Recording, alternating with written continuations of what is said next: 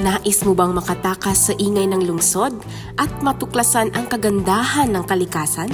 Tara na sa Heromas Private Resort, tabi na Zamboanga del Sur.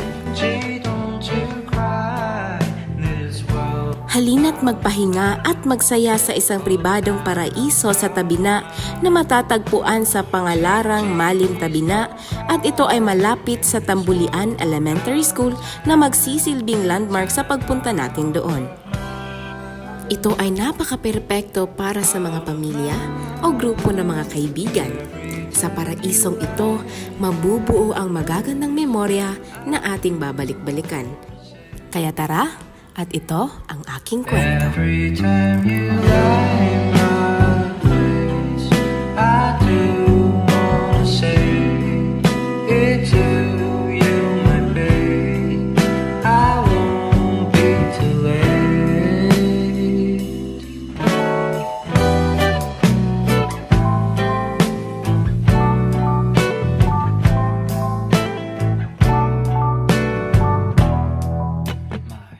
Ang aming araw ay nagsimula sa isang masiglang pagtitipon ng alas 9 ng umaga.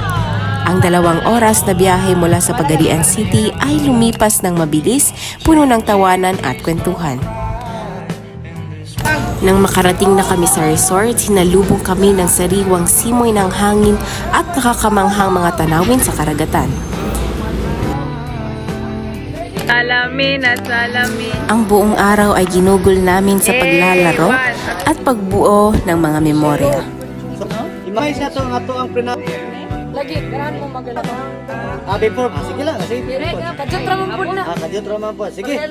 So more on Sa gabi, nag-ihaw kami ng mga pagkain at nagkwentuhan sa ilalim ng mga bituin. Ang katahimikan ng gabi ay nagbibigay ng pagkakataon para sa amin ay mapag-isip at magpasalamat. At syempre, hindi mawawala ang mga kulitan at mga tawanan na nagbubuo ng mga memorya na hindi namin malilimutan.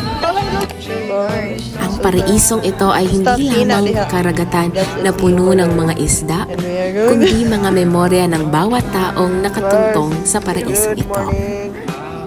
Good morning, everyone. Sure. Di ba siya magtipon? Oh my God! You're so morning. Bahog siya. Ang aming paglalakbay sa Heromos ay hindi lamang isang pagtakas sa lungsod, kundi isang pagkakataon din para sa amin na mapalakas ang aming samahan bilang mga magkakaibigan. Ang mga alaala na nilikha namin sa araw na iyon ay mananatili sa aming mga puso magpakailanman. Ginugol namin ang aming ikalawang araw sa resort na yun sa pagsiswimming, pagsasunbathing at paglalaro ng volleyball sa dalampasigan. Pagkatapos ay naghanda na kami para magpaalam sa magandang paraiso na ito. At hindi malilimutan ang mga huling sandali, pagkanta, pagsayaw ng mga TikTok videos before umalis sa paraiso.